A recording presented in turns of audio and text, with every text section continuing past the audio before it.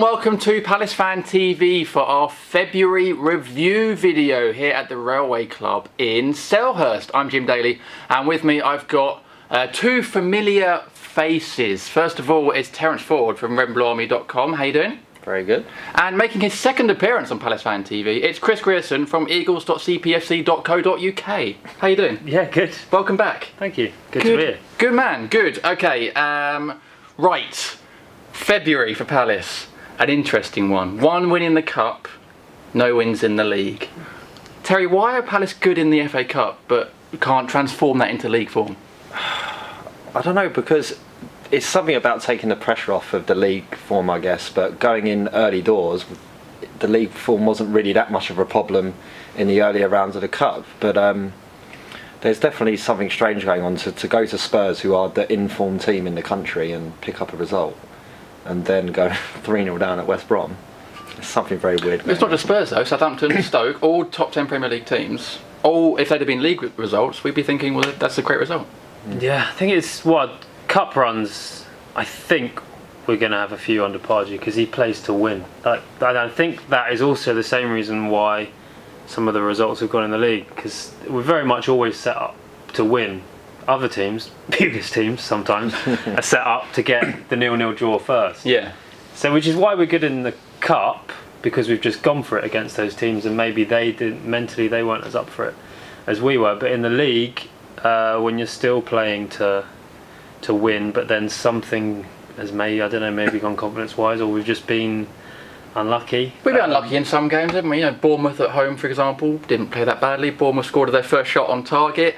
I mean, maybe sometimes should the team be setting up not to win in some games, Terry? Maybe they should be going back to Pulis ball. There's some times in the Premier League that you've got to take a point, I think. Like I say, with Bournemouth, I thought we were very unlucky. Shamak never shoots unless he knows he's going to score, and the goalkeeper's pulled off a phenomenal save at 2-1 and so on. Yeah, I think Pardew can be very, very stubborn in his outlook on things, and it's plan A all of the way, and he wants to go for that victory all the time, and sometimes a point will do. So Pardew said today, Monday the 29th, that we're in a relegation fight. Are we, Chris? Yeah, we're definitely looking down for the first time, I would say. He different demeanour in that press conference. It looked like it was the most serious one I've seen. Looks like it's, come on guys, roll your sleeves up. This is serious now. You can't carry on losing. I don't know if we're in a relegation scrap. I think that's probably something he's saying now to try and push a slightly different behaviour to try and turn the run around. Because we all know that it's going to take 3 teams down there to come up with something special. And I just don't think there's anyone down there with the ability to put a run together across the last 10 games that we'll see, which will overhaul us. I think we probably need 4 more points, and if we don't get 4 more points in the next 10 games, we deserve to go down. And the longer it's 10 games now without a win in the league, the longer that goes on, the more you start to think, it feels like it's unravelling a bit, doesn't it? Even if we're not, Chris, playing that badly in a lot of these games. Yeah, no, it's ruined my job, this past. Just want to do something fun. Yeah. If I can't, because I'll get abuse. Why are you doing something fun when we keep losing? I just want to have fun. Yeah, no, there is a danger, I suppose, if we lose in the next couple of games, that it could just keep on going. But I'm pretty confident that we'll get out of it. I don't know about you. Yeah, if Bolassi's the key, obviously. The last time he won in the league was when he got injured, celebrating a goal, no less. It was a great goal, to be fair, from Chung Lee. So now he's back. I doubt he'll start tomorrow night at Sunderland at the time of recording. But as soon as he's back in the team, we look different. It balances us out more. Zaha hasn't got 3 men on him kicking him black and blue. So once he's back in, is it as simple as that? Because we said that in the last review video. We're looking forward to Bolasie coming back, getting some more balance, and we have looked better with him in the team. Second half against West Brom, we looked a better threat. Is it as simple as one player coming back and change everything, Chris? It's looked at having I think from the way that we play, having the 2 wingers is the most important thing. Exactly what you said about, because Wilf's been brilliant, but he's had extra people on him, and there's been nothing on the other side to exploit that. So yeah, I think a mixture of Bolasie and just finding more of a regular lineup. There's been a lot of chopping and changing through injuries, so a lot of fringe players have had their chance. Definitely, I don't think there's not many players that can say they haven't been given a chance recently. But I think that might be it. Too much chopping and changing. We just need to find a maybe regular. Too much of a chance for some people. No names, Jordan Much. I disagree. I actually think Jordan Much in the last I couple think of games has actually been quite good. Now he's had a bit of a run. Distinctly average. I think Positionally awful. The reason why his running stats look so great is because he's backtracking from the positions that he's lost. I can't see it. I can't see what people are seeing. And Palace fans atypically love a trier, and then that clip goes out of him running the full length of the field to put in a tackle. Yeah, that's great, like fantastic. But I actually thought away at Swansea, he was on the left, he looked more balanced. Thought against West Brom, he looked quite good and quite tidy. I feel like he's the sort of player that once he gets a run of proper games, rather than coming on here and there, we might actually get to see more of him. I think he will be obese on humble pie. I would love to be. I would really love him to prove me wrong. But you say played wide left at Swansea in the second half, played wide left at West Brom and looked awful. Looked good at Swansea, looked awful. West Brom looks better at West Brom when he moved into the middle. So where is his position? You know, I can't. I think there's two things. I think a lot of it's down to tactics as well. So I thought against West Brom on the weekend, he looked like he didn't know where he was playing. And it was him and Connor Wickham both. They looked very confused in where they were supposed to be, I thought. And I thought that was the same in the first half against Swansea as well, where in the second half against Swansea he was stuck out wide left and he looked great. Looked really, really good. I thought he affected the game well, and I thought he did really well in periods in the second half against West Brom. But it's all very patchy. He's not piecing together 90 minutes at any point. And now you can't really say when he gets a run in the team, he's had a run in the team. He is having a run in the team. And I don't know, I don't subscribe to this because he runs a lot. He doesn't give the ball away though. It isn't. We'll look at the stats for that one. His pass percentage is pretty high. I think he gets too much. I think a lot of people are blinkered when it comes to him. I think there's some guy after the Swansea game, there was some Palace fan that was going, "Oh, Jordan Much didn't do anything. He didn't run at all. He didn't." It's like, well, that's totally wrong. That's one thing he definitely does do. You want that to be. But is that because people are looking for excuses and trying to find a reason that things aren't working? People love a scapegoat, and I think there's a very difference to what I'm saying. I'm not trying to scapegoat him. I'm trying to very objectively look at his performances. Like, as I said before, me and him had a massive tear up on Twitter. It's not like I'm trying to objectively look aside from that. Like, I just don't think he has the ability to play in a top 10 Premier League team, which is what we're trying to be. Does it feel like with maybe the team in general, but there's something there. There's something in the team. There's something in players like Much. There's something in players like Wickham. It's just about getting that out and maximising that. And of course that's why we're sitting here talking about it. And we're not the manager, but yeah. It's hard, isn't it, to take that kind of. They're both confidence players, though. Both of them, I think. Wickham definitely, and Much as well. I think Much just needs a goal.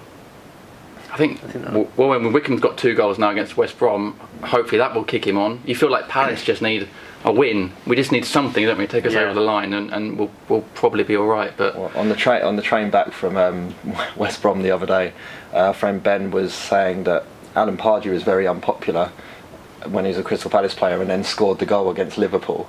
It's like he's saying he's got Jordan Much written all over it. He's going to score the guy in the semi-final and in 25 years be our manager, and we'll have banners of Jordan Much. Oh yeah, I'll take that. That'd be good. So previously, in our previous runs, we've had these weird seasons. We've been sort of not very good at the start, and we've turned it around, and that's been down to really solid defence. The defence at the moment hasn't kept a clean sheet in the league in 2016. It's more or less the same sort of players. Do we know why that's happening, or is it again just one of these things that's not rolling for us at the moment? Well, it started off with a bit having less of an attacking force, didn't it? Which put more pressure on them. But then also recently we've conceded early, which means that we've been chasing the game. So we've then conceded a lot more because we're throwing everything forward to try and that started off with the Chelsea game, I think, at the start of the year. Yeah, I think Balassi being on the field definitely keeps us 10 yards further up, which takes a lot of pressure off the back line. We've just got fewer outlets, especially without Wickham as well. In recent games, we've had Campbell playing up, and Campbell battles really well, but he's not as big as Wickham is to hold the ball up against big centre backs.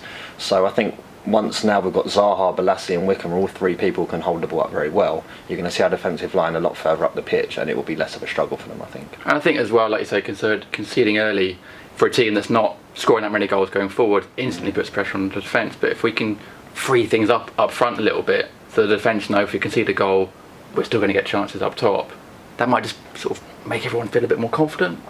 Give them a feeling that they've got something to actually hold out for, which I think before this run started they always had little leads to protect and so on, which at the moment we're protecting a 0-0, and like you say, Pardew's always looking for the win. That's not the mindset that he's instilled into the players, so it must be tough.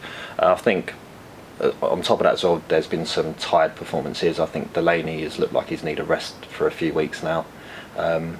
Without Suarez in the team, again quite positionally suspect for me at times, but without him there's no pace in that back line whatsoever, and I think that causes us a big problem. Let's move up front, because we signed Adebayor. Was it in the last video, did you sign or not? Don't know. And he's played a few games, scored a goal. What was our sort of first thoughts on Adebayor's involvement in the team? It's been hard to tell really, because we've been in such a bad run and not been getting the ball forward as much. Great finish against Watford. The West Brom game was the first game I wasn't there, so I only saw on Sky. What did you think of him in the West Brom game? Because he went for half time, didn't he? Yeah, I think Pardew could have flicked a coin of who he was going to take off out of Wickham and Adebayor. They were both pretty bad. But again, it was a case of West Brom pretty much play 4 centre-backs across the back line, and our game plan was to launch the ball at them and try and feed off of the 2 big men up front, and particularly Jonas Olsen just mopped everything up every time it came forward. Adebayor, as a result, being that sort of player who, without doubt, there has been patches that you've seen of him, movement, passing, world class, and he wants to drop deep, he wants to pick up the ball, and he just couldn't get hold of anything, and he, as a result, looked ineffectual, and Pardew opted to take him off, and it actually worked out to be the right choice in the end. Do we think Adebayor and Wickham could be a thing that could work? It was Wickham that set up Adebayor against Watford with a header, wasn't it? Do we think they could have something of a partnership going? Against the right team, yeah. Depends how we're set up tactically. Other teams play 4-4-2, but I don't know. We tend not to, don't we? Fans want it. Yeah, I wouldn't personally want a 4-4-2 anymore. If all our players are fit in an ideal world, I'm really excited to see Zaha, Balassi and Wickham. Just let them go at it. They've never had an extended run in the team, those 3 together. One of them's always been injured or suspended or so on. So Liverpool away is a classic example. Wickham, Balassi and Zaha looked great in that game, and we won that game. It's only 2-1, and we probably deserved a few more. So I'm excited to see them have an extended run. And not that I'm making excuses. We don't do excuses here on PalaceFanTV, but we haven't had... There has been injuries, there has been suspensions, bad luck, loss of form. Like you said earlier, we haven't had a consistent team going forward. Would it have been different without some of these injuries to Punch and MacArthur? Bits of bad luck here and there. Yeah, I think so, definitely. We were on a nice little run. When did it start? Started to unravel. Was it Bournemouth? Stoke away, actually. That was a lucky win, wasn't it? When Balassi got injured in that game. We didn't actually play that well in that game, did we? No, we didn't. No. And then Bournemouth, we sneaked a point, and Swansea was the first game where we looked a bit like, oh, hang on, we're not quite looking as cutting going forward. Yeah. But I think, if any other team had had the injuries and the suspensions and losses of form here and there and bad luck that we'd had, we'd be looking at them saying, well, they're a bit unlucky. Have Palace? Can we say Palace have been unlucky? I think so. I think we've played well in a lot of the games that we've lost. I think there was the bad ones being Villa. That was the Villa. City away was bad. Yeah, but that's City away. Exactly. Yeah. I think there's an element of the injuries and suspensions and so on have affected us. However, it is a squad game, and you have injuries and so on. You need to have the backup game plans to, if you've got injuries in all these positions, to fix it. And I just don't think that's been there. I think there's been a lot of square pegs in round holes going on with certain players since the likes of Balassi and has been out injured, Wickham's been out suspended and so on. So I think there's an element of, it's affected us, but I don't think Pardew's coped with it in the best way possible. Alright, because I like to end things on a positive note, what are the positives going forward for the last few months of the season, Chris? Cup run. Okay, so positive, not distractions. But, or do we think it could be a distraction in the same way that it has been for other teams in the past, possibly Birmingham and Wigan? Do we think we could see a situation where Palace get to the final but they get sucked into a relegation No, fight? I don't think that'll happen. I think it's good. It felt good. The Spurs win was suddenly you win that and everything's happy, especially amongst the fans. No, I definitely don't see it as a distraction. We've not got a heavy. Even when teams in the Champions League complain about the amount of games, it's not that bad, is it? Yeah. Well, when I was born in the 80s, and back then you had one sub and that was it, and you played every game. There was no arguments. I guess the it's 46 games a season. Yeah, as well. pace was obviously probably a bit different there, and so I'm not smoking cigarettes at half time, whatever. But no, I think a positive is Wickham's got some goals from open play under his belt, and I think that's really, really a good thing. That second goal at West Brom, an outstanding finish on his weaker foot as well. So if he can get some more goals under his belt, I think that'll be a good. Balassi's back as well. Yeah, but I'd go with Wickham as well. I think him scoring was brilliant. Especially, I thought the first one as well was a brilliant striker's goal from that angle. It looks like an easy tap-in, but it's not. It's not. It takes a lot of technique and awareness to do that, and just to chase the ball down as well, and cause the mistake that he did. I thought that was excellent. Good stuff, good. Positive note to end part 1 on. In part 2, we'll be looking at the performances of the month and power rankings, so check that out as well. Don't forget to subscribe. If you haven't subscribed yet, it's March. Subscribe, click that button, and don't forget to follow us on Instagram and Snapchat as well. And we'll see you again soon.